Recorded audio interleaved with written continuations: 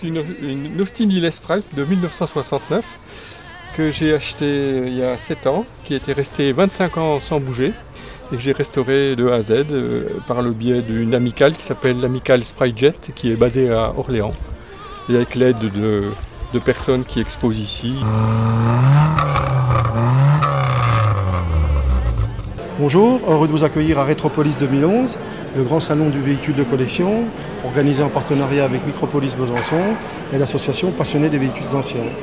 Et là, on va se promener un petit peu à travers les stands et trouver environ une quarantaine de clubs présents qui représentent, avec les particuliers qui ont bien voulu nous déposer leur voiture, environ 300 véhicules, motos, camions, bien sûr voitures et même un petit peu de cycles. Et chose importante, le remontage d'un camion Adler des années 1914 qui se fait au fond du bâtiment avec les élèves du lycée Saint-Joseph de Besançon, donc quelque chose de très spectaculaire. Alors à travers tous les véhicules qui sont là, on peut admirer bien sûr des véhicules français, des véhicules italiens, américains, il y en a vraiment pour tous les goûts, je dirais presque pour toutes les bourses, puisqu'il y a des véhicules en commençant par la 2 chevaux, qui est une voiture tout à fait populaire, et pour aller jusqu'à des voitures comme la Lamborghini ou les Ferrari qui sont très prisées par les amateurs. Je suis un peu fan de vieilles voitures et j'ai vu une voiture qui a appartenu à Johnny Hallyday, une Ford Ozzy. Johnny Hallyday avait eu un accident dans la région de Belfort et chez un casseur, j'ai racheté sa voiture. Et vraiment, je regrette de l'avoir vendue. Vraiment, je regrette.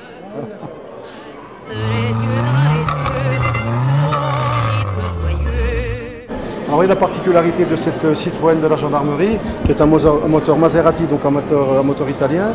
Le modèle qui est présenté là est un modèle de 1973, avec une puissance de 170 chevaux, avec 5 vitesses qui permettaient de rouler. Tout à l'heure, j'avais dit à 245, là, un petit peu plus faible, on est à 228 km/h, ce qui est quand même très important pour une voiture de ce type.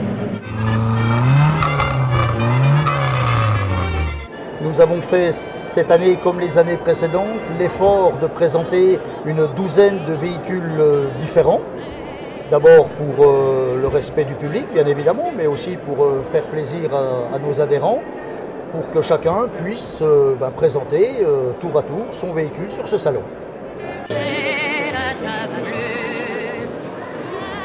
Votre présence sur le salon?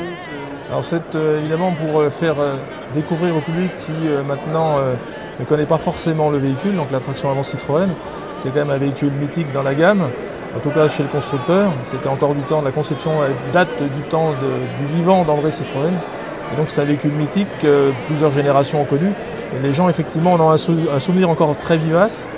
Certains se rappellent, donc la voiture a été utilisée évidemment par la Gestapo, c'est un très mauvais souvenir, mais également par les résistants, ce qui était plus flatteur, par toute une flopée de ministres, et également le général de Gaulle qui était très friand de Citroën, notamment de traction avant et également de DS.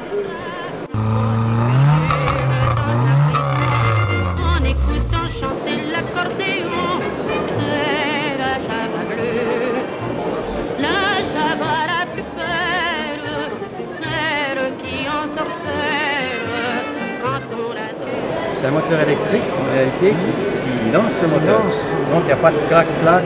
Je veux te serrer plus fort pour mieux garder l'empreinte et la chaleur de ton corps. Que de promesses, que de serments, on se fait dans la folie d'un moment.